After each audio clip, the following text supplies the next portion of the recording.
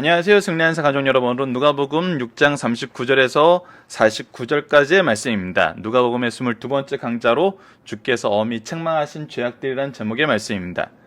승리한 삶은 말씀 중심 예배 중심의 성경 전문 교사를 양성하기 위해서 만들어진 성경 공부 교재입니다.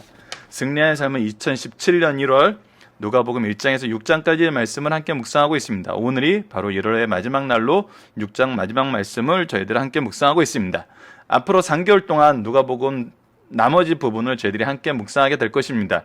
승리한 삶은 발행이신 박유일 목사님의 구속사로 조망한 성경 연속 강해집 누가복음을 통해서 편집이 되어 있습니다. 저희들 신간을 안내해 드리도록 하겠습니다. 지난 2016년 12월 창세기 1, 2, 3권이 출간이 되었습니다.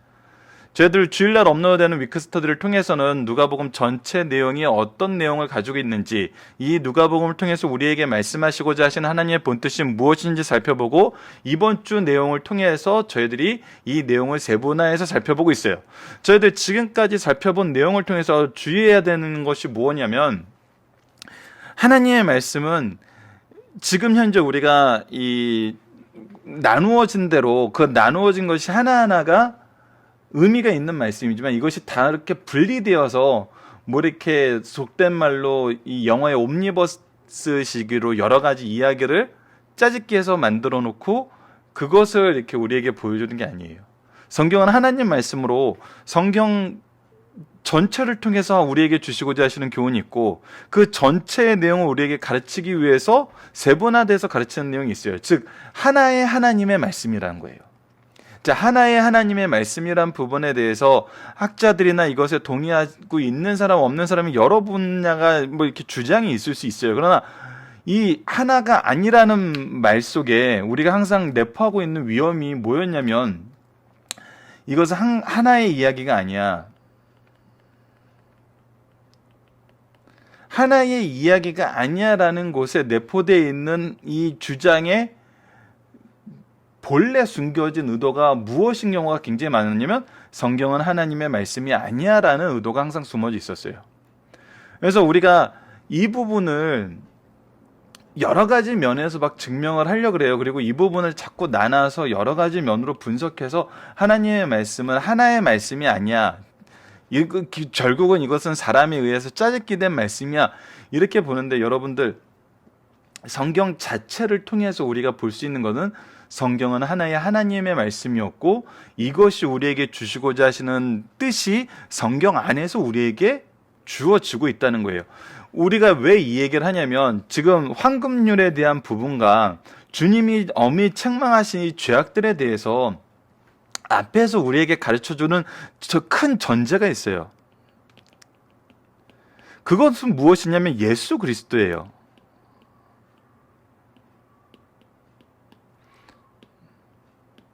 예, 좀 오늘 펜 필기감이 별로 안 좋네요. 왜 그러냐면, 예수 그리스도를 보내시기 위한 하나님의 계획과 하나님의 명령이 분명히 드러나고 있거든요. 그리고 그 예수님께서 가르쳐 주시는 이 내용은 하나님의 계획과 하나님의 명령을 근거로 예수님이 누구신지를 소개해 주고 있고, 이것을 통해서 무엇을 가르쳐 주고 있냐면 하나님의 가치를 가르쳐 주고 있어요. 즉 하나님의 기준을 가르쳐 주고 있어요. 그래서 위에서 설명한 내용으로 우리가 이 말씀의 기준을 삼지 않으면은, 이것이 복음으로 우리에게 주어지는 것이 아니라 어떤 윤리적인 기준으로만 말씀이 멈추게 돼요. 윤리적인 기준으로 말씀이 멈추다 보니까 이게 짜집기 된 이야기라는 것에 대해서 거부감이 안 느껴지는 거예요. 이거 하나님의 교훈과 예수 그리스도를 소개해주는 말씀이 아니라 단순히 우리의 삶의 어떤 교훈적인 내용을, 윤리적인 교훈적인 내용을, 삶적인 교훈적인 내용을 주는 걸로 멈춰도 전혀 거부감을 안 느끼는 상태에 놓여 있게 되는 거예요. 근데 그게 아니거든요.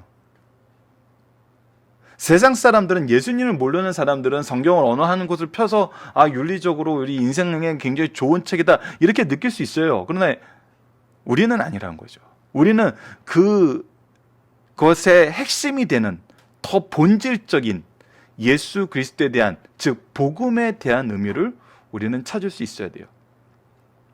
그래서 황금률과 이 주께서 엄히 책망하신 죄악들에 대한 내용을 이거 어제 오늘 말씀에 해당되는 부분인데, 이것을 단순히 우리가 세상적인 기준으로 보면은 예수님이 얘기하고자 하시는 그 본질까지 들어가지 못하고 오히려 겉에서 맴돌다가 튕겨 나가는 그런 경우를 볼 수 있다고요. 그래서 우리는 이 내용을 통해서 누구를 확인해야 되냐면 예수 그리스도를 확인해야 돼요. 예수 그리스도를 통해서 우리에게 명령하시는 하나님의 명령이 무엇인지, 하나님의 계획이 무엇인지, 우리에게 본질적으로 가르쳐주고자 하시는 하나님의 가치가 무엇인지, 즉 천국 백성의 기준이 무엇인지, 즉 말씀이 무엇인지를 우리는 계속적으로 점검하게 돼요. 자, 그래서 황금률을 얘기할 때도 이거는 단순하게 어떤 윤리적인 선을 행하라는 말이 아니라 하나님이 우리 주위를 내가 무슨 행동을 하는데 이 행동에 하나님이 나를 지키고 나를 형성하고 계심을 우리가 보게 되는 거잖아요. 이런 행동이 하나님이 주신 약속, 하나님이 함께 일하시, 하나님께서 미리 일하신 결과를 이끄심이 없이는 이거는 그냥 빛 좋은 개설구라는 거예요. 이렇게 말은 잘하죠. 근데 이렇게 행할 수가 없어요. 절대 행할 수가 없죠. 어느 인간이 그걸 행해요? 그거 세상에서는 미련한 짓이에요. 왜 그렇게 살아요? 근데 우리가 하나님의 장중 안에 있고 하나님의 성 안에 머무른 하나님의 백성이기 때문에 하나님의 공급하심을 우리가 주는 것이기 때문에 이것이 너무나 자연스럽다는 거예요. 우리는 하나님의 청직이라는 거예요. 그래서 우리가 무엇을 어떻게 줘야 되는지 고민을 안 해요. 무엇을 어떻게 주는지는 하나님이 결정하는 거고, 이 어떻게 주는데 날 사용하실 뿐이에요. 예수님이 지금 이것을 가르쳐주고 있거든요. 황금률을 통해서. 그래서 인간의 가치를 뛰어넘는 하나님의 가치와 그 능력을 우리에게 심어 주셨거든요. 근데 그것이 누구를 따르는 거였어요? 그 이전의 내용들, 인자를 따르는 것이, 즉 예수 그리스도께서 복음 대신 예수 그리스도께서 중심이 되어야지 할 수 있는 일들이에요. 세상 것을 따르느냐 예수님을 따르느냐의 차이예요. 그러면 오늘 본문 말씀도 결국은 무엇에 대한 거냐면 예수님이 중심이 되지 않았을 때 나타나는 모습들이라는 거예요. 그러니까 이것을 우리는 예수님이 주신 그 가치의 기준을 확인하고 이 가치의 기준대로 삶을 살았을 때 우리가 주의해야 되는 것이 무엇인지를 볼 수 있어야 된다는 거예요. 아니면 그냥 이거 선포하는 걸로 끝나요. 이렇게 못 살아요. 아무도 못 살아요. 오늘 본문 말씀은 근데 놀랍게도 그렇게 못 사는 이유에 대해서 얘기해주고 그 못 사는 사람들이 잘못된 사람들이라고 분명하게 선언을 해주고 있어요. 자, 그럼 오늘 본문 말씀을 보도록 하겠습니다. 주께서 엄히 책망하신 죄악들이래요.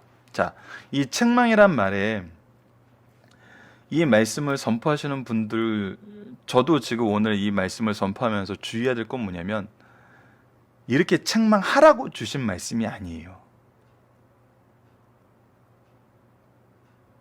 이거는 지금 선생된 자들에게, 지도자된 자들에게, 먼저 된 자들에게 주신 말씀이에요. 즉 우리를 책망하시는 말씀으로 받아들여야 된다는 거예요. 너희들도 이 말씀을 가지고 이렇게 책망해, 이게 아니에요. 하나님께서 지금 우리를 책망하시는 말씀으로 받아들여야 된다는 거예요. 이거는 정말 선생님들에게 주는 말씀입니다. 물론 이 안에서 잘못된 선생들을 좋아하는 경고에 대해서도 나와 있어요. 그 어떻게 보면은 우리에게 말씀을 받는 사람들에게 이 말씀을 가르쳐 줌으로써 참된 선생이 누군지를 알 수 있는 기준을 우리가 가르치는 게 되는 거예요. 어떻게 보면 우리에 대한 바른 판단의 기준, 선생에 대한 바른 판단의 기준, 우리를 어떻게 평가해야 되는 그 평가의 기준을 우리가 가르치는 내용일 수도 있어요. 그러니까 이 말씀은 정말 연속 강의 설교가 아니면 잘 가르치지 않게 되는 부분이거나 오히려 이런 내용으로 책망하기 위해서 가르치는 잘못 인용될 수 있고 잘못 해석될 수 있는 그런 말씀이기 때문에 굉장히 주의해서 봐야 되는 부분입니다. 그렇기 때문에 앞에 있는 내용을 좀 설명을 하면서 같이 이 주의를 환기시켰어요. 자, 그러면 오늘 본문 말씀을 보도록 하겠습니다. 또 비유로 말씀하시되 맹인이 맹인을 인도할 수 있느냐? 둘이 다 구덩이에 빠지지 않겠느냐? 예, 맹인이 맹인을 인도하는 거는 결국은 잘못될 수밖에 없는 것이 명확해요.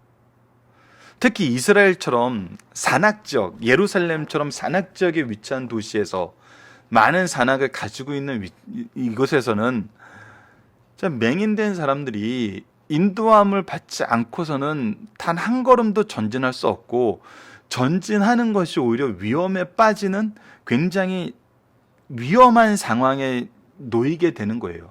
근데 이러한 곳을 인도하는 사람 또한 맹인이라면은 이거는 문제가 2배로 심각해지는 거죠. 2배가 될지 몇 배가 될지 아무도 모르는 거죠. 자, 근데 이 말씀을 하는데 이게 역사적인 경고가 있어요. 이 부분이 이제 강의 집에 소개된 부분인데, 예레미야 5장 30절로 31절 말씀입니다. 이 부분은 여러분들께서 각자 성경책을 한번 찾아보시는 게 좋아요. 자, 예레미야 5장 30절로 31절 말씀을 읽어드리겠습니다. 이 땅에 무섭고 놀라운 일이 있도다. 선지자가 하나님의 말씀을 통해서 선언하고 있는 내용인데 이것이 너무나 무섭고 놀라운 일이래요. 너무나 무섭고 놀라운 일이에요. 도대체 그 무섭고 놀라운 일이 뭘까요? 31절입니다. 선지자들은 거짓을 예언하며 제사장들은 자기 권력으로 다스리며. 뭐예요? 하나님의 기름 부음 받은 선지자들은 거짓으로 예언하고 제사장들은 자기 권력으로 다스려요. 이 자기가 받은, 하나님께서 받은 제사장의 직분을 권력화하는 거예요. 여러분들, 우리가 히브리서를 통해서 제사장적인 신앙이 무엇인지를 배웠는데, 이 제사장적인 신앙으로 대속의 기도와 회개의 기도와 바른 말씀 교육이 있어야 되는데 이것을 나의 권력화하는 거예요. 그래서 이 권력으로 다스리려고 그래요. 사람을 세우는 것이 아니라 무너지게 만들어요. 위로를 주는 게 아니라 상처만 줘요. 그런데 선지자들은 거짓을 예언하고 제사장들은 자기 권력으로 다스리는데, 이것보다 더 심각한 게 무엇이냐면 예레미야 5장 31절을 보면 내 백성은 그것을 좋게 여기니. 근데 사람들이 뭘 좋아해요? 이런 걸 좋아해요. 맹인된 자가 좋아하는 게 뭐냐면 맹인된 자가 인도하는 걸 좋아하게 된다는 거예요. 그래서 예레미야 5장 31절에는 마지막에는 너희가 어찌하려느냐. 이거는 방법이 없어요. 방법이 없어요.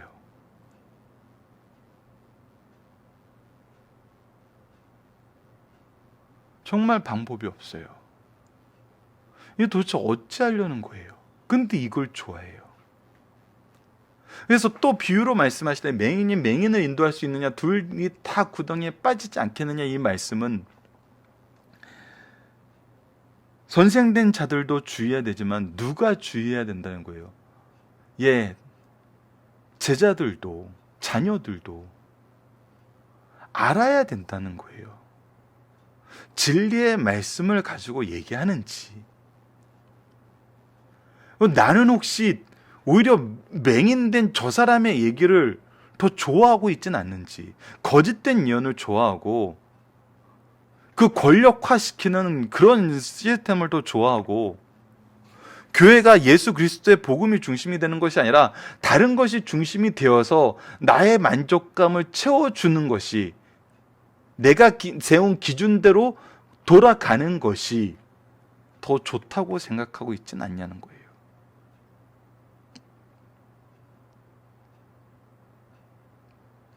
자, 40절을 봅시다. 제자가 그 선생보다 높지 못하나 무릇 온전하게 된 자는 그 선생과 같으리라. 맹인된 사람이 눈을 뜬 사람처럼 걸을 수는 없어요. 하지만 진리 대신 빛 대신 예수 그리스도를 따라간다면 예수 그리스도께서 가신 그 길은 똑같이 갈 수 있어요. 우리가 예수님을 앞에 모셔두는 것이 그래서 중요한 거예요. 이 세상의 온전한 길을 가실 분은 예수 그리스도밖에 없어요. 그래서 우리가 히브리서에서도 이미 확인을 했었고, 말씀 전체가, 성경 말씀 전체가 왜 그러한지를 우리에게 설명해 주고 있어요. 설명만 하는 걸로 끝나는 것이 아니라 이것을 증명해 보여주고 있어요. 증명해서 보여주는 걸로 끊는 것이 아니라 이것을 우리에게 전파되어 믿게 하는 모든 역사하심, 성령의 역사하심 우리에게 또 경험하게 하여 주셨어요. 자, 이런 상태에서 우리에게 무엇을 얘기하냐면, 선생된 자들이 맹인 같은 사람이 되지 말아야 될 것과 이것이 가려고 하는 길이 예수 그리스도의 길임을 우리에게 얘기한 다음에 선생된 자들에게 더욱더 직접적인 경고를 우리에게 줍니다. 어찌하여 형제의 눈 속에 있는 티는 보고 내 눈 속에 있는 들보를 깨닫지 못하느냐. 너는 내 눈 속에 있는 들보를 보지 못하면서 어찌하여 형제들에게 말하기를 형제여 나로 내 눈 속에 있는 티를 빼게 하라 할 수 있느냐. 그러면서 이것을 뭐라고 해요? 외식하는 자여라고 얘기해요. 자, 이 외식하는 자여라는 의미를 우리가 바로 알아야 됩니다. 맹인 되었음의 기준은 우리가 무엇이어야 되는지를 계속 가르쳐주고 있어요. 바로 그거는 외식이에요. 외식이라는 건 뭡니까? 이거는 41절과 42절에서 명확하게 드러나고 43절에서는 더 구체적으로 우리에게 설명해 주고 있어요. 그게 무엇이냐면, 비난을 자기의 의로 생각하는 사람이 있다는 거예요. 이거 굉장히 계속적으로 경고가 들어오는 말씀입니다. 비난하는 것이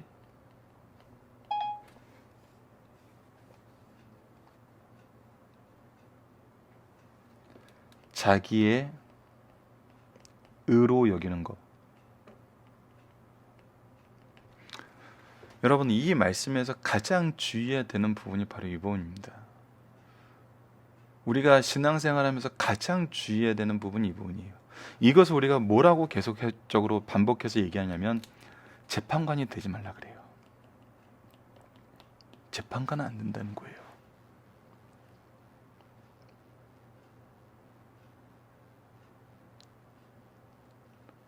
이건 마치 재판관이 되어서 얘기하라는 것처럼 보이지만 이거는 재판관이 되지 말라는 거예요.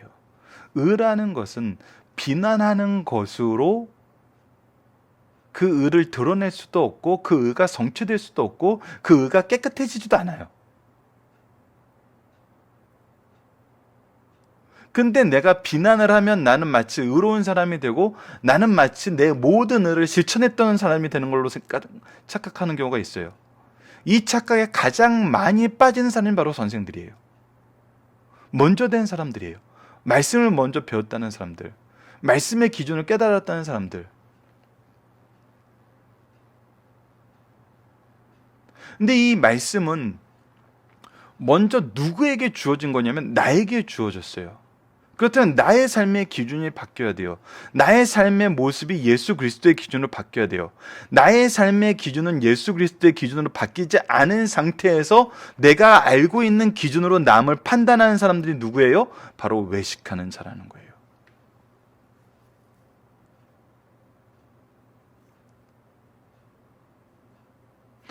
그래서 외식하는 자들한테 주었던 교훈이 뭐냐면, 먼저 내 눈 속에 있는 들보를 빼라.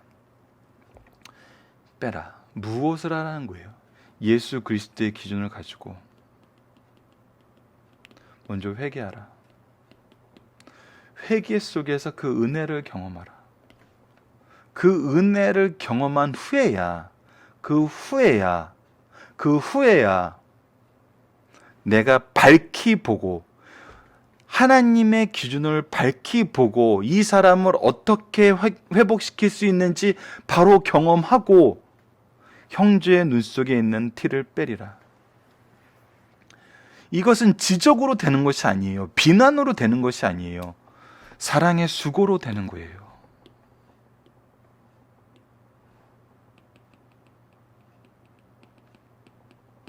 나를 위해서 수고하신 예수 그리스도를 봄으로써, 예수 그리스도를 경험함으로써, 예수 그리스도를 인정함으로써, 예수 그리스도를 의지함으로써, 예수 그리스도의 길을 감으로써 나를 이렇게 회복시켰던 예수님의 사랑이 이 사람을 회복시킬 거라는 확신과 하나님의 은혜의 통로가 됨을 고백하면서 사랑의 빚진 자로서 사랑의 수고를 하게 된다는 거예요. 여러분, 이거는 지식적인 면에서도 동일해요. 자녀들을 가르쳐 보신 분들은 알 거예요. 제자들을 양육해 보신 분들은 알 거예요. 1시간 아이들을 가르치기 위해서는 최소한 3시간 이상 공부하게 되는 것을 우리가 경험해요. 이건 누구나 같습니다. 내가 사랑의 수고를 하지 않고 누군가를 가르치고 성장시킨다는 것은 불가능해요. 그런데 뭐예요? 나는 수고하지 않고 나는 배우지 않으면서 내가 배웠던 5분, 10분짜리 기준을 가지고 10년, 20년을 지적하는 걸로만 사는 경우가 있어요. 그거는 바른 방법이 아니라는 겁니다. 사랑의 수고를 하게 된다는 거예요. 은혜의 빚진 자로서 그 은혜를 전해주는 사람이 된다는 거예요. 형제의 눈 속에 있는 티를 빼는 것은 우리 힘으로 안 돼요. 안 되잖아요. 누가 하시는 거예요? 예수 그리스도께서 하시는 거예요. 그러면 우리는 뭘 하는 사람이에요? 예수 그리스도를 전하는 사람이 되는 거예요. 예수 그리스도께서 받으신 사랑으로 누군가를 사랑하는 사람이 된다는 거예요. 근데 이것이 분명하게 드러난다는 겁니다. 어떻게 43절처럼 드러나는 겁니다. 못된 열매를 맺는 좋은 나무가 없고 또 좋은 열매를 맺는 못된 나무가 없느니라. 나무는 각각 그 열매로 아나니 가시나무에게서 무화과를 또는 찔레에게서 포도주를 따지 못하느니라. 선한 사람의 마음에 쌓은 선에서 선을 내고 악한 자는 그 쌓은 악에서 악을 내나느니 이는 마음에 가득한 것을 입으로 말함이니라. 결국 실질적으로 무슨 열매를 맺느냐?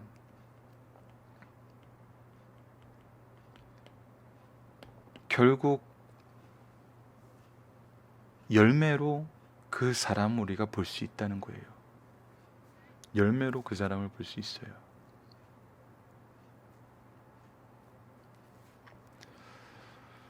여러분, 은퇴하셨으니까 제가 자유롭게 인용해도 될지는 모르지만 박예율 목사님이 가끔 전해주신 얘기가 있어요.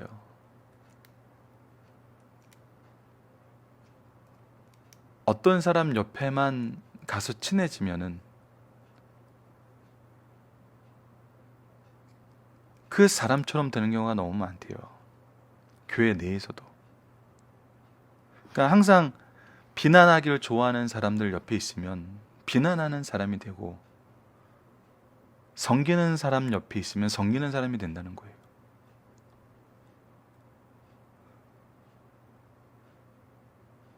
그러니까 맹인이 맹인을 인도한다는 것은 예수 그리스도를 모르는 사람들이 교회에서 양육을 하기 시작하면은 예수 그리스도를 모르는 사람으로 양육할 수밖에 없어요. 그리고 그 열매는 선을 이루는 열매가 될 수가 없어요.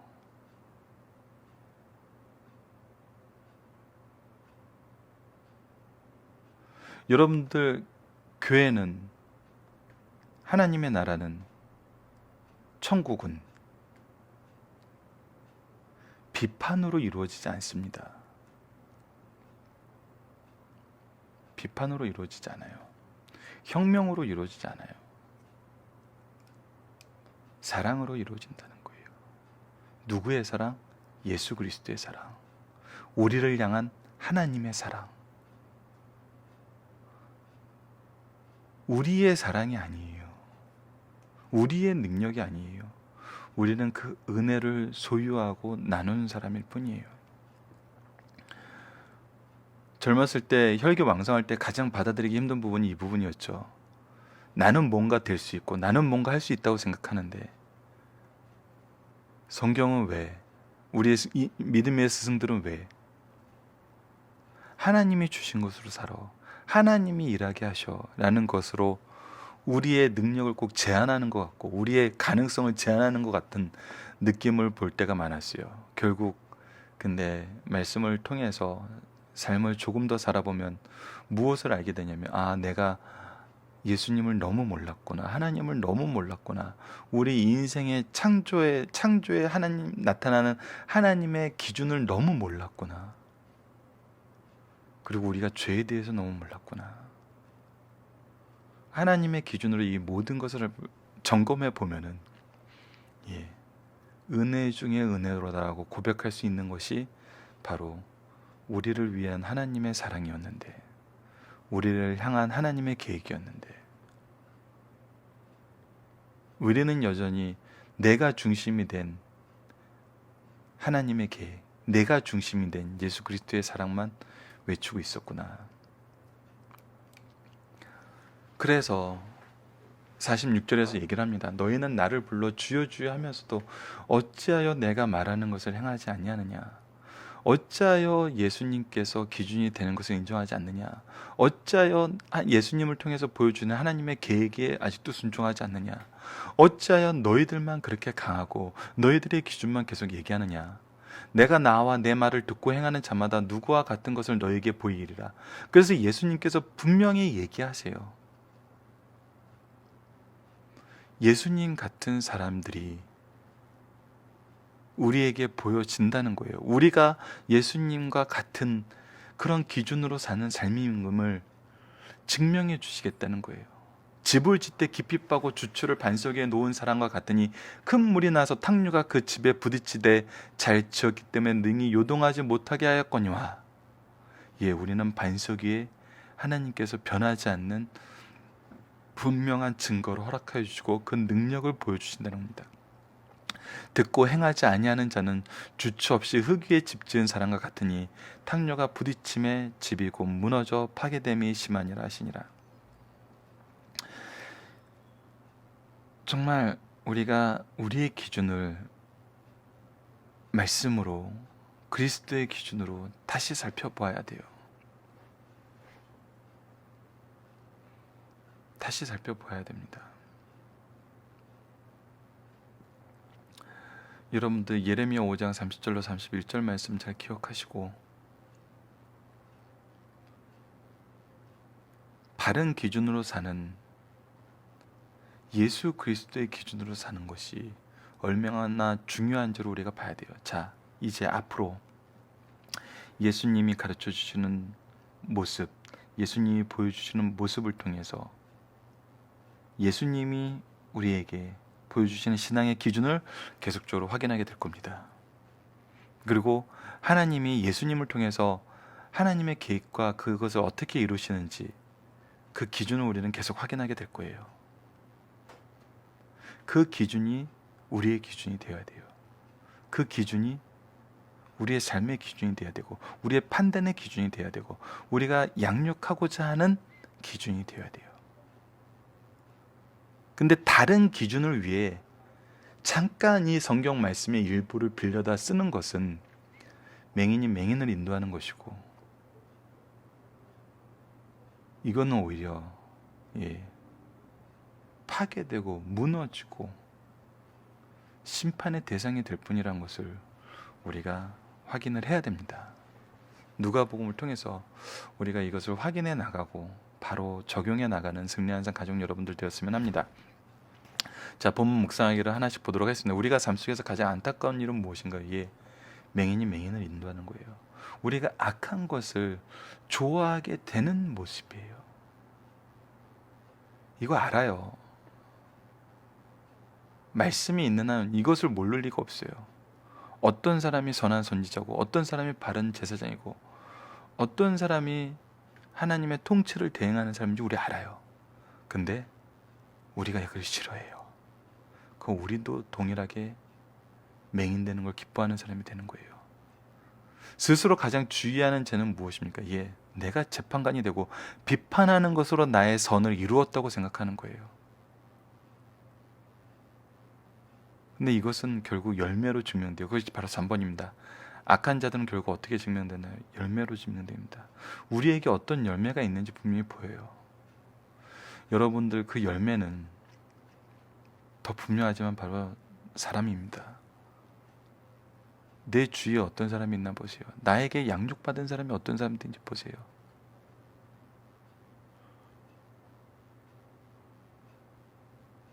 내 주위에 어떤 사람들이 있는지를 보세요. 그리고 내 주위에 어떤 사람들이 와서 치료받고 나가는지 보세요. 이건 교회와 가정에서는 너무나 명백하게 보입니다. 누군가에게 계속 상처 주는 사람이 있는가 하면은 누군가에게 계속 치료제가 되는 사람이 있어요. 분명합니다. 이거는 너무나 우리 주위에 쉽게 보여요. 거짓 선생들의 특징은 무엇인가요? 따르지 않는 거예요. 그 기준으로 살지 않는 거예요. 그 기준을 계속 거부하면서 나의 기준을 계속 유지하려고 이용할 뿐이에요. 참된 선생들은 어떻게 증명이 되나요? 결국은 하나님께서 모든 것을 증명하십니다. 하나님께서 증명하세요. 우리가 증명할 필요 없어요. 우리는 계속 쓰임 받으면 돼요. 여러분들 때로는 이런 일에 상처받고 괴로워하시는 분들이 있는 걸 압니다. 그러나 우리도 이 괴로운 것을 이겨내는 것이 이러한 거짓 선생들의 심판에 있지 않음을 우리는 또 말씀을 통해서 확인해야 돼요. 무엇에 있냐면 나를 통한 회복, 나를 통한 은혜, 나를 통한 하나님의 일하심이 있음을 알고 우리가 예수 그리스도를 바라봐야 돼요. 굉장히 원론적인 것 같지만 가장 핵심적인 거예요. 누군가가 어떻게 심판받는가가 나에게 위로가 되거나 나에게 치료함이 되지 않아요. 하나님이, 예수님이 나를 통해서 어떻게 일하시느냐가 나에게 위로가 되고 나를 향한 치료가 되고 나를 통한 회복이 되고 나를 향한 은혜가 된다는 것을, 하나님의 능력이 된다는 것을 우리가 기억해야 됩니다. 그래서 나를 통한 열매를 우리는 확인할 수 있어야 돼요. 자, 중심 사상을 보도록 하겠습니다. 주께서 황금률을 선포하시면서 하나님의 백성들은 말하는 것과 행동하는 것이 일치할 것을 명하셨어요. 즉 입술로 좋게 말하는 것은 행위로 증명되어야 함을 가르쳐 주셨어요. 이제 본문은 산상수훈을 마무리 짓는 내용이에요. 사람의 행위에 의해 나타난 진정한 의를 가르치고 있어요. 사람이 진정한 의를 소유하면 그의 행동 자체가 숨길 수 없게 된다는 것을 가르쳐 주세요. 두 번째는 신앙생활에 있어 외적인 표현은 순종이 되어야 한다는 걸 가르쳐 줘요. 우리가 입으로 고백한 신앙의 고백은 필요한 행위예요. 그렇지만 주여 주여라고 부르는 것만으로는 충분치 않고 주의 말씀을 듣고 행하는 사람이 되어야 한다는 말씀이에요. 말씀을 듣고 행하는 사람은 그 집을 튼튼한 기초 위에 짓는 자요, 주의 말씀을 듣고도 행치 않는 자는 기초 없이 집을 짓는 자와 같다는 내용입니다. 자, 하나씩 보도록 하겠습니다. 첫 번째입니다. 진리의 눈먼 스승에게 진리를 배우면 진리의 눈먼 자가 된다는 거예요. 진리이신 예수님을 보고도 진리를 보지 못한 맹인들에게 제자들이 진리를 배우고 있어요. 이들은 다 같이 진리의 맹인이 되어 모두 망하게 돼요. 그러므로 누군가는 가르치는 자는 반드시 자신이 먼저 가르치는 바를 바로 깨우쳐야 돼요. 먼저 진리를 아는 자들이 이웃을 충고할 때는 반드시 겸손과 사랑으로 해야 돼요. 왜? 이것이 은혜임을 알기 때문에. 그리고 은혜는 어떻게 전달되는지 알기 때문에. 그렇지 않으면 이웃의 잘못을 고칠 수 없고 이웃 간의 우정만 상하게 돼요. 오히려 상처를 주게 된다는 거예요. 다른 사람을 책망하기 전에 자신부터 먼저 살피라는 거예요. 남을 평가할 때는 엄하고 자기를 평가할 때는 후하면 자기 허물은 사람에게 비난받는 일이 된다는 거예요. 이런 사람은 자기의 큰 과언을 생각지 않고 타인의 사소한 것만 크게 보고 책망하는 어리석은 사람이에요. 그러므로 남을 책망하기 전에 먼저 자기를 더욱 엄하게 보아야 한다는 거예요. 사람들은 지행일치, 언행일치한 삶을 살아야 한다는 거예요. 말하는 것은 선하나 행동하시는 것이 선하지 못하면 그 속에 선한 것이 없다는 증거예요. 즉 비판하는 것으로 자기의 의가 이루어졌다고 생각하는 착각 속에 산다는 거예요. 하나님의 영이 함께하는 사람은 반드시 선한 열매를 맺어요. 예. 인생의 기초는 반석인 예수 그리스도에 대한 신앙 고백 위에서 세워져요. 결국은 예수 그리스도를 아는 거예요. 예수 그리스도를 우리 기준으로 세우는 거예요. 우리는 견고한 기초, 말씀의 기초 위에 하늘의 소망을 두는 것이 얼마나 중요한지 배우게 되었어요. 우리의 인생의 기초는 반석 대신 예수 그리스도에 대한 신앙 고백 위에 세워져야 돼요. 예수님은 교회와 성도들에게 요긴한 모퉁이 돌이 되셨어요. 이 기초 위에 세워진 건물, 인생은 어떤 핍박이나 재난이 닥쳐도 흔들림 없는 하나님의 사람임을 가르쳐 주십니다. 예, 셀프오의 정답은 여러분들 카페를 통해서 확인해 주시고요. 적용하기 문제를 보도록 하겠습니다. 우리는 가정과 교회에서 어떠한 리더인가? 참된 리더인가? 거짓된 리더인가? 예, 우리의 열매로 보여져요. 우리는 누구를 양육하고 있나요? 우리의 제자를, 우리의 자녀를 예수 그리스도의 가치를 가르치고 있나요? 이거는 너무나 심플하게 드러나요. 어려운 게 아니에요. 이것을 구별하는 거, 이 기준으로 사는 거 복잡하지 않아요, 여러분. 내가 자녀들에게, 제자들에게 무슨 이야기를 하고 사는가예요. 무슨 이야기를 하고 사는가? 예수 그리스도를 가르치고 예수 그리스도의 기준을 가르치는가? 아니면 나를 추종하고 나를 따르게 하는가? 이거는 따르는 우리들도 분명히 드러나요. 분명히 볼 수 있어요. 우리의 영적인 눈이 이것을 볼 수 있게 하나님께서 띄워놓으셨어요. 누가 참된 리더인지, 누가 거짓된 리더인지 우리 볼 수 있어요. 중요한 것은 보게 만드신 이후에 우리가 어떻게 행동하는 것이 예수님의 기준으로 사는 것인지는 성경을 통해서 다시 봐야 된다는 거예요. 아니면 우리도 판단하는 사람으로 끝나요. 비판하는 사람으로 끝나요. 판단의 기준인 말씀을 주시고 판단의 기준인 예수님을 주신 것은 예수님의 기준으로 행하는 것까지도 우리에게 가르쳐 주시고 있어요. 성경은 굉장히 디테일해요. 우리하고 밀접하게 다가오고 있어요. 근데 우리는 항상 판단하는 것에 끝내려고 그래요. 판단하는 것에 끝내려는 이유가 뭐예요? 내 판단이 맞나 안 맞나 검증하고 끝낸다는 거예요. 그래서 내 판단이 맞는 것만 판단의 기준으로 비판을 하겠다는 거예요. 그것은 아직 성경의 기준이 된 게 아니에요. 예수님의 기준이 된 게 아니에요. 절대 재판관 아닙니다, 여러분. 그래서 계속 이것을 잘 이해할 수 있는 멘트가 바로 그거예요. 재판관이 되지 말라는 거예요. 재판관이 되지 말라는 거예요. 변호사가 되고 제사장이 되라는 거예요. 말씀을 기초로 기도하기를 통해서 마치겠습니다. 하나님, 모든 것이 하나님의 세우신 질서 안에서 움직이기 때문에 악한 것은 악을 드러냄을 선언하시고 선한 것은 선을 드러내며 하나님께서 열매 맺게 하심을 가르쳐 주심을 감사합니다. 우리가 이 말씀을 진지하게 받아 바른 스승 되게 하여 주시고 바른 제자 되게 하여 주셔서 그리하여 착하고 충성된 종이라 칭찬받으며 구속사에 쓰임받는 주의 제자들이 되게 하여 주소서. 예수님 이름으로 기도드립니다. 아멘.